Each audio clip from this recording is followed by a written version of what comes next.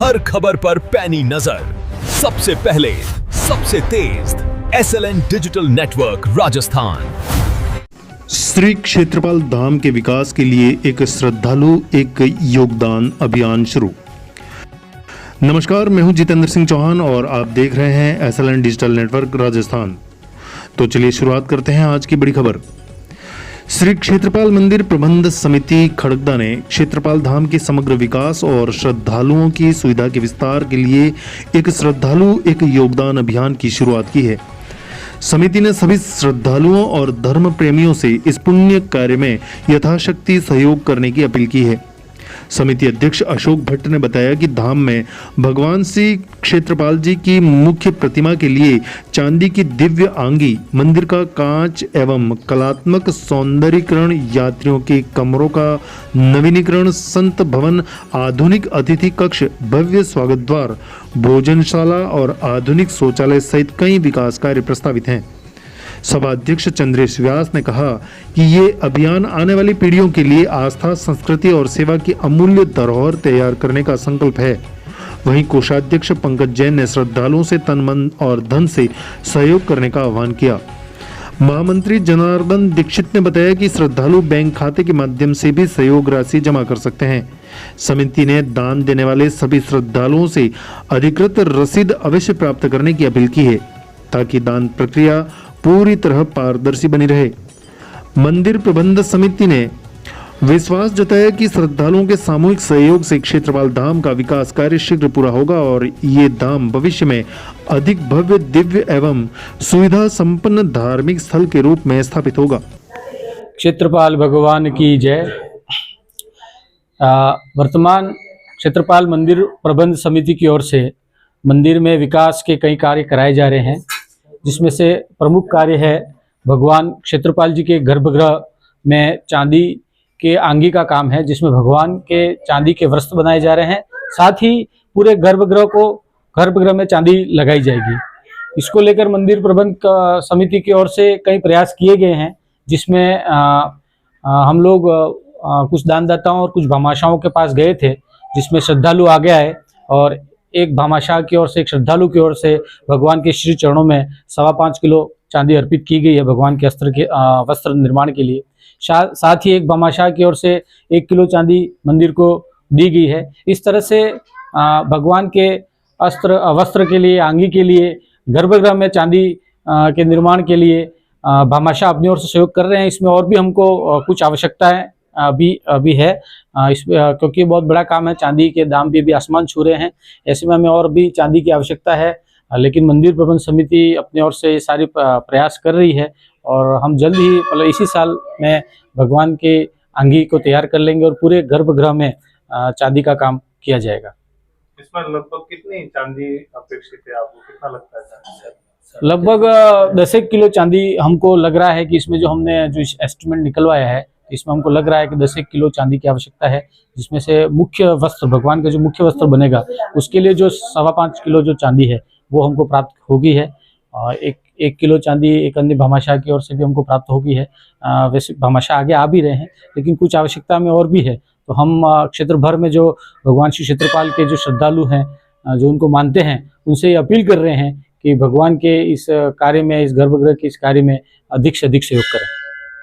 अभी हम जो ये खड़े हैं ये क्षेत्रपाल जी मंदिर में, जो जिसका बहुत बड़ा अभाव हम जो कमेटी देख रही थी कि यहाँ संत जो आते थे उनके ठहरने के लिए कोई उपयुक्त व्यवस्था नहीं थी कि उनकी पवित्रता बनी रहे। जो संत आए, चाहे जैन समाज के आए, चाहे अन्य समाजों की भी जो संत आते हैं, उनकी पवित्रता को ध्यान में रखते हुए ऐसा कोई स्थान नहीं था कि जहाँ उनको ठहराया जा सके। तो कमेटी ने जो पहला जो काम अपने हाथ में लिया है वो ये संत भवन का निर्माण। अभी हम जो खड़े हैं तो संत भवन के छत जो है उस पर खड़े हैं और उस पर छत डल दी है। तो ये पूरा हॉल आपको हम दिखा रहे हैं। आप यदि आप देखेंगे तो पूरा जो हॉल है बन रहा है, बीच में कहीं पिल्लर नहीं है, तो एक बड़ा हॉल बन रहा है जहाँ संत ठहर सकते हैं। संत यहाँ लगभग 501 लोगों को बैठाकर कुछ उपदेश दे सकते हैं। ऐसा एक हम संत भवन का निर्माण कर रहे हैं और ये संत भवन इस तरह से बनाया गया है कि जो संत यहाँ आएंगे उनकी पवित्रता का ध्यान रखा जाए। देखिए आप, हमने मतलब ये व्यवस्था की है कि जो भी संत मंदिर में आएंगे वो सीधे संत भवन में आ सकते हैं और सीधे यहाँ से मंदिर के दर्शन के लिए जा सकते हैं। यदि वो नीचे से आते हैं तो हमने सीढ़ियाँ दी हैं वहाँ पे कि यदि वो अपने वाहन से आते हैं तो वाहन यहाँ पार्किंग हो सकता है, नीचे सीढ़ियों से सीधे संत भवन में और संत भवन से सीधे मंदिर में दर्शन के लिए जा सकते हैं।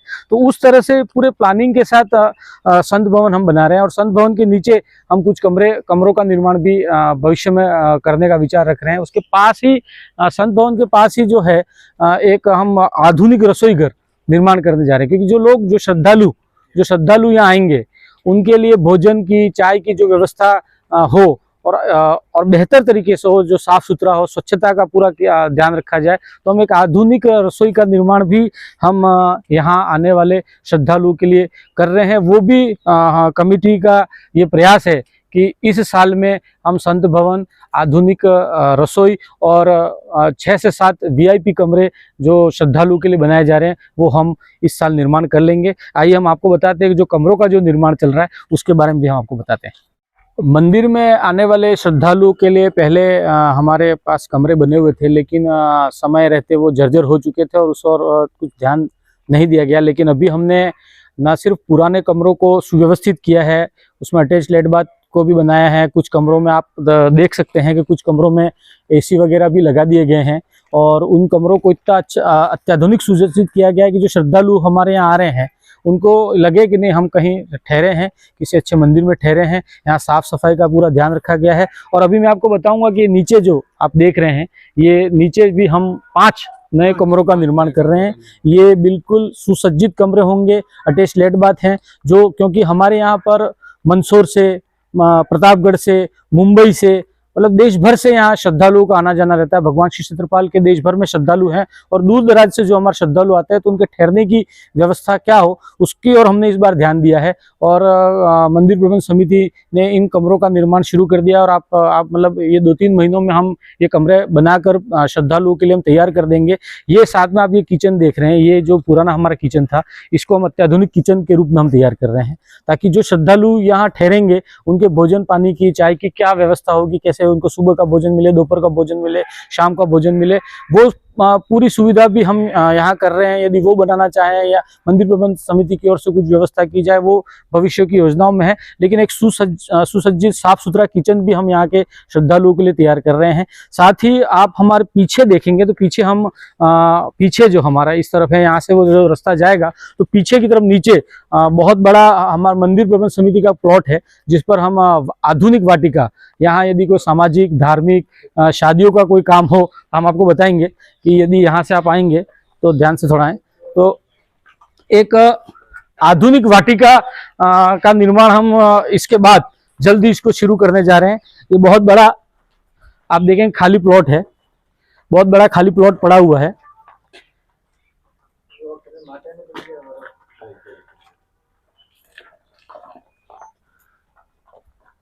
ध्यान रखना।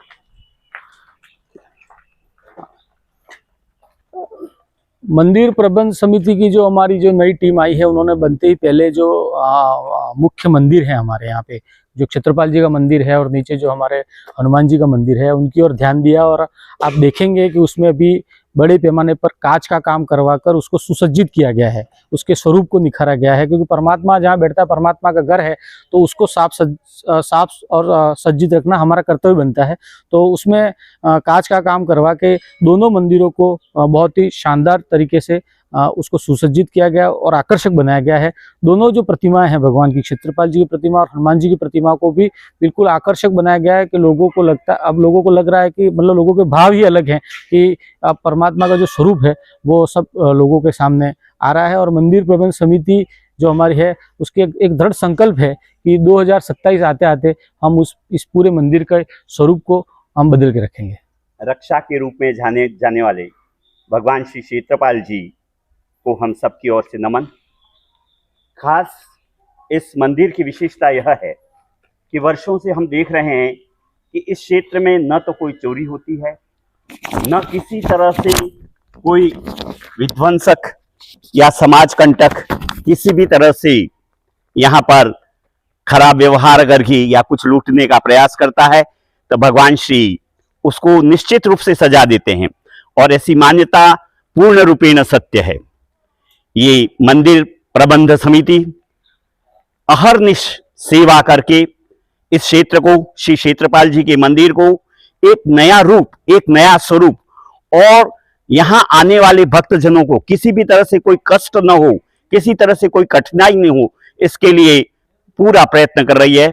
इसमें भाई अध्यक्ष श्री अशोक भाई जो अहरनिश सेवा में रत हैं, कभी भी उनके मन में यह नहीं होता है कि मैं थोड़ा प्रमाद रखूं या आलस्यता मेरे मन में आए। वो दिन रात इस हेतु कार्य कर रहे हैं। उनकी टीम भी एक सामंजस्य और सहयोग की भावना से कार्य कर रही है। लाल दादा की जय। हमारे मंदिर के प्रबंध समिति के समस्त जुझारू कार्यकर्ता, जिसमें चंद्रेश जी सभा अध्यक्ष, पंकज जी कोषाध्यक्ष, जनार्दन जी मंत्री महोदय ने बहुत कुछ कह दिया है, लेकिन मैं पूरी जनता से अपील करता हूं कि इतना बड़ा जो कार्य जो बताया गया है चंद्रेश जी व्यास द्वारा एवं जनार्दन जी द्वारा, उस कार्य के करना बहुत ही अभी पैसों की धन की अभाव है। और ऐसी परिस्थिति में सभी श्रद्धालु भक्तों से यह निवेदन किया जा रहा है कि आप अपना अंशदान इस मंदिर में देवें, ताकि कार्य की प्रगति निरंतर जारी रहे एवं इसमें किसी तरह की रुकावट नहीं आवे। जय। आप अभी हमारे क्षेत्रपाल मंदिर में जो हनुमान जी का मंदिर है, हनुमान जयंती जन्मोत्सव भी यहाँ मनाया जाता है और हनुमान जयंती पर विशाल मेला भी आयोजित होता है।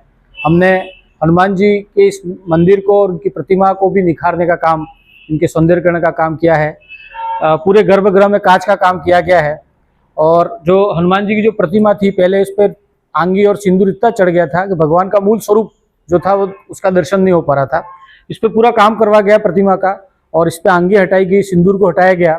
उसके बाद भगवान का जो मूल स्वरूप है हनुमान जी का, आप देख सकते हैं हनुमान जी के चरणों में शनिदेव हैं।